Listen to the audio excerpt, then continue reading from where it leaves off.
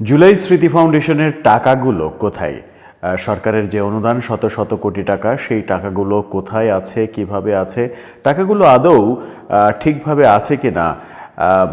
সম্প্রতি জুলাই ফাউন্ডেশন থেকে সেক্রেটারি সার্জিস আলমের পদত্যাগের পর এই প্রসঙ্গগুলো সামনে এসেছে ব্যাপকভাবে। একদিন আগে প্রেস ক্লাবে বৈষম্যবিরোধী আন্দোলনে আহতরা একটা সমাবেশ করে সেখান থেকে একজন প্রতিনিধি এমন প্রশ্ন জোরালোভাবে তুলেছেন জুলাই বিপ্লবের জুলাই ফাউন্ডেশনের টাকাগুলো কোথায়। তিনি প্রশ্ন তুলেছেন যে ত্রাণের টাকা উঠেছিল বন্যা উপলক্ষে, ফেনী লক্ষ্মীপুরের ওইদিকে যে বন্যা হয়েছিল সেই বন্যার যে ত্রাণের টাকা উঠেছিল প্রায় 12-13 কোটি টাকা শোনা গিয়েছিল, কিন্তু সেই পরিমাণ অনেকে বলেন যে শত কোটি টাকা মতোও হতে পারে। যদি 12-13 কোটি টাকাও হয় তাহলে সেই বন্যার টাকা কোথায় গেল? সেই টাকা কেন বন্যায় ক্ষতিগ্রস্তদের দেয়া হলো না, সেটা কেন ব্যাংকে রাখা হয়েছে এমন ঘোষণা দেয়া হলো প্রচণ্ড সমালোচনার মুখে। এরকম প্রশ্ন যখন উঠেছে তখন একজন উপদেষ্টা সম্প্রতি মানে আজকে তার নিজের এলাকায় ভ্রমণে গিয়েছেন, সেখানে তাকে গার্ড অফ অনার দেয়া হয়েছে। অদ্ভুত, মানে সত্যিই সেলুকাস, কি বিচিত্র এই দেশ। সেই বিচিত্র দেশের বর্ণনাই এই ভিডিওতে আমরা আলোচনা করব। থাকবেন পলিটিক্স টিভির নিয়মিত আয়োজনে।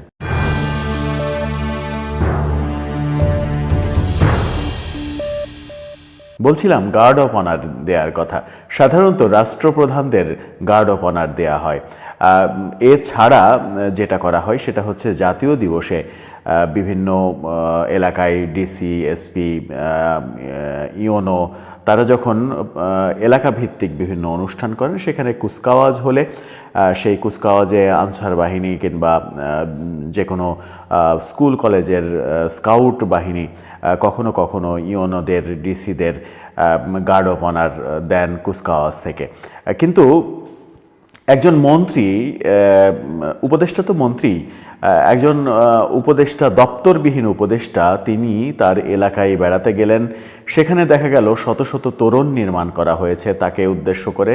তার আগমন উপলক্ষে শুভেচ্ছা স্বাগতম জানিয়ে অসংখ্য তোরণ, অসংখ্য গেট বানানো হয়েছে, 4 কালার পোস্টার বানানো হয়েছে। সেই পোস্টার নিয়ে সামাজিক যোগাযোগ মাধ্যমে গত রাতে একটা ট্রল ভিডিও ব্যক্তিগতভাবে আমার চোখে পড়েছিল। ট্রল হতেই পারে, বিপক্ষ যারা রয়েছেন তারা বিভিন্নভাবে ট্রল করতেই পারেন, কিন্তু এই সরকার, অন্তর্বর্তীকালীন সরকার, তাদের আসার উদ্দেশ্য কী? তাদের আসার উদ্দেশ্য যে একটা গণতান্ত্রিক সরকারের কাছে ক্ষমতা হস্তান্তর করবে একটা নির্বাচনের মাধ্যমে, এবং সেই নির্বাচনটা করার জন্য যদি কোনো ছোটোখাটো সংস্কারের প্রয়োজন হয় তাহলে সেই সংস্কারটা করে নির্বাচন দিয়ে গণতান্ত্রিক সরকারের, রাজনৈতিক সরকারের হাতে ক্ষমতা দিয়ে তারা চলে যাবে। এই না যাওয়া পর্যন্ত মূলত তাদের কাজ হচ্ছে রুটিন ওয়ার্ক। তাদের কাজ অ্যাজ এ মিনিস্টার তার নির্বাচনী এলাকায় গিয়ে সভা সমাবেশ, রাজনৈতিক বক্তৃতা দেয়া, তোরণ নির্মাণ করা, গেট শুভেচ্ছা স্বাগতম দিয়ে শত শত গেট নির্মাণ, সেই গেটের ভেতর দিয়ে গিয়ে গার্ড অফ অনার নেয়া। এই যে পুলিশ বাহিনী তাকে গার্ড অফ অনার দিল, কেন তাকে গার্ড অফ অনার দেওয়া হলো, ফুলে ফুলে সিক্ত করা হলো। বলছি উপদেষ্টা মাহফুজ আলমের কথা। মাহফুজ আলম লক্ষ্মীপুরে তার নিজের এলাকায় গেলেন, সম্ভবত ভোটের একটা ক্যাম্পেইন করলেন। সামনে হয়তো তিনি ভোটে দাঁড়াবেন, এমপি হবেন, মন্ত্রী হবেন, সেই আশা তো তার বুকের মধ্যে রয়েছেই। সেই আশা বুকে নিয়েই তিনি এলাকায় গিয়েছেন। যেহেতু এখন সরকারি পাওয়ারে রয়েছেন, সরকারের সমস্ত সুযোগ সুবিধা নিয়ে এলাকায় যাওয়া এবং এলাকায় দাপট দেখানো, প্রভাব বিস্তার করা যেহেতু সহজ কাজ, সেই কাজটাই তিনি করেছেন। সরকারি সহযোগিতায়, সরকারি খরচে তিনি এলাকায় গিয়েছেন। সেখানে পুলিশ তাকে গার্ড অফ অনার দিয়েছে। মানে এই ব্যাপারগুলো আসলে বর্ণনা করার মতো না যে কিভাবে আসলে দেশ চলছে, কোন পথে আমরা এগোচ্ছি। এই যে বৈষম্যহীন সমাজ গড়ার কথা বলা হচ্ছে, রাজনীতিবিদদের পরিশুদ্ধ হওয়ার কথা বলা হচ্ছে, সেইগুলো বলার পরে যদি উপদেষ্টারাই এই কর্মকাণ্ডগুলো করে, রাজনীতিবিদদের এতদিন আমরা সমালোচনা করেছি যে রাজনীতিবিদরা কোথাও গেলে, এমপি মন্ত্রীরা কোথাও গেলে শত শত তোরণ নির্মাণ করা হতো তাকে শুভেচ্ছা স্বাগতম জানানোর জন্য। বিভিন্ন মুনাফালোভী গোষ্ঠী এই তোরণগুলো নির্মাণ করত, যেগুলো নিয়ে পত্রপত্রিকায় ব্যাপক সমালোচনা হয়ে প্রচুর নিউজ হয়েছে। আওয়ামী আমলেও আমরা এরকম বহু খবর দেখেছি। কিন্তু উপদেষ্টা মাহফুজ আলম, তাকে কেন্দ্র করে যে এই যে এত এত তোরণ নির্মাণ করা হলো, পোস্টার ছাপানো হলো, পোস্টার মারা হলো, তাকে গার্ড অফ অনার দেওয়া হলো, এগুলো নিয়ে গণমাধ্যমের কোনো কথা নেই, গণমাধ্যমের কোনো নিউজ নেই, গণমাধ্যমের কোনো টু শব্দটি নেই। তাহলে গণমাধ্যম, যে কথা বলা হচ্ছে যে গণমাধ্যম আওয়ামী লীগের আমলে স্বাধীন ছিল না, আওয়ামী লীগের আমলে সত্যি সত্যিই গণমাধ্যম স্বাধীন ছিল না, সেটা অস্বীকার করার কোনো কারণ নেই। কিন্তু এই মুহূর্তে তো গণমাধ্যমের স্বাধীন থাকার কথা, বৈষম্যহীন হওয়ার কথা। কিন্তু গণমাধ্যম আদৌতেও কি উপদেষ্টাদের বিভিন্ন কাজের সমালোচনা করছে, কিংবা সত্যিকারের নিউজগুলো গণমাধ্যম তুলে আনছে? এই যে মাহফুজ আলম দপ্তরবিহীন উপদেষ্টা, তিনি যে কর্মকাণ্ডগুলো আজকে করলেন, এইগুলো কি গণমাধ্যমে উঠে আসছে কিংবা উঠে আসবে আদৌ? কালকের পত্রিকাতে কি আমরা এই শত শত তরুণ নির্মাণের ছবি সহ উপদেষ্টা মাহফুজ আলমের নামে সমালোচনা করে কোনো নিউজ দেখতে পাবো?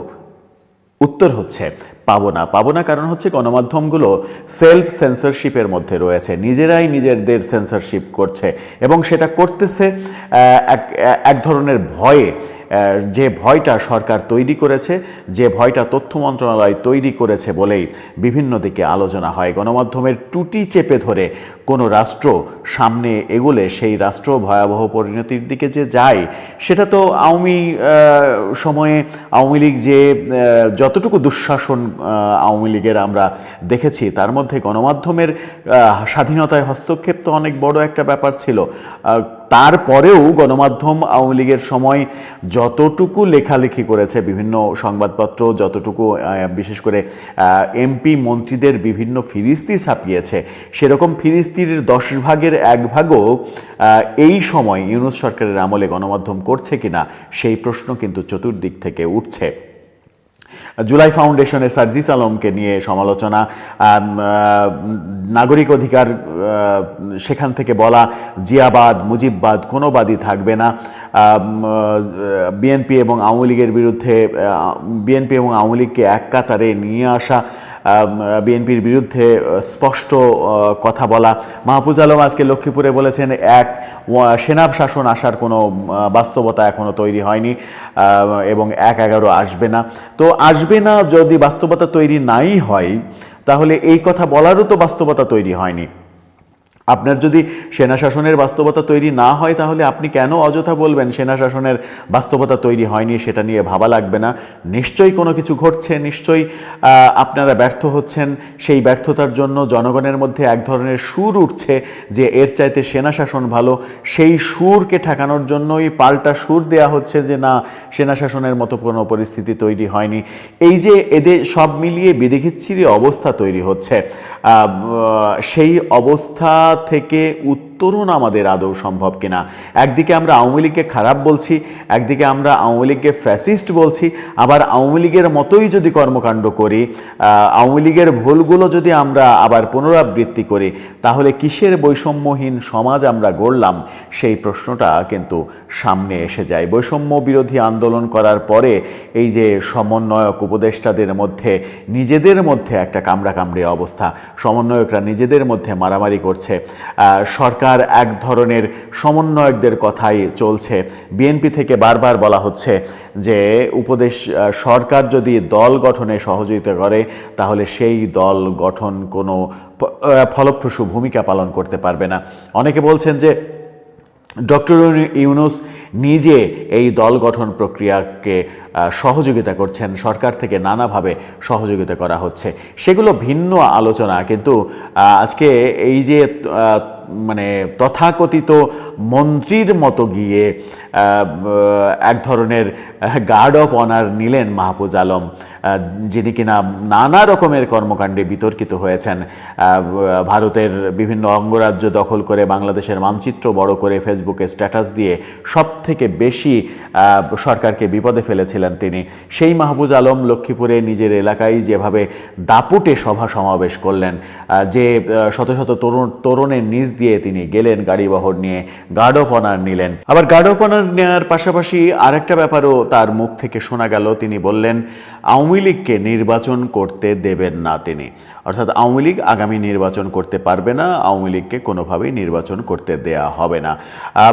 আওয়ামী লীগের বিরুদ্ধে যখন এরকম একটা কথা বললেন এবং নিজেই আবার আওয়ামী লীগের সমালোচনা, যে আওয়ামী লীগের সমালোচনা করেছেন যে সব কাজের, সেই কাজগুলো যখন নিজেই করছেন, অন্যদিকে নাগরিক কমিটি থেকে এবং সরকারের বিভিন্ন তরফ থেকে বিএনপিকেও মাইনাস করার প্রক্রিয়ার কথা শোনা যাচ্ছে।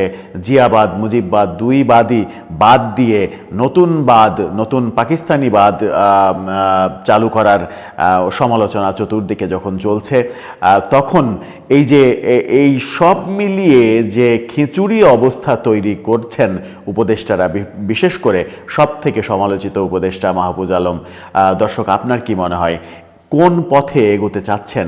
আওয়ামী লীগকে নির্বাচন করতে না দিলে আগামী নির্বাচন কি বিশ্বব্যাপী গ্রহণযোগ্যতা পাবে? বিএনপিকে বাদ দিয়ে কোনো ধরনের কোনো কর্মকাণ্ড করতে গেলে তারা কি সেটাতে আদৌ সফল হবে?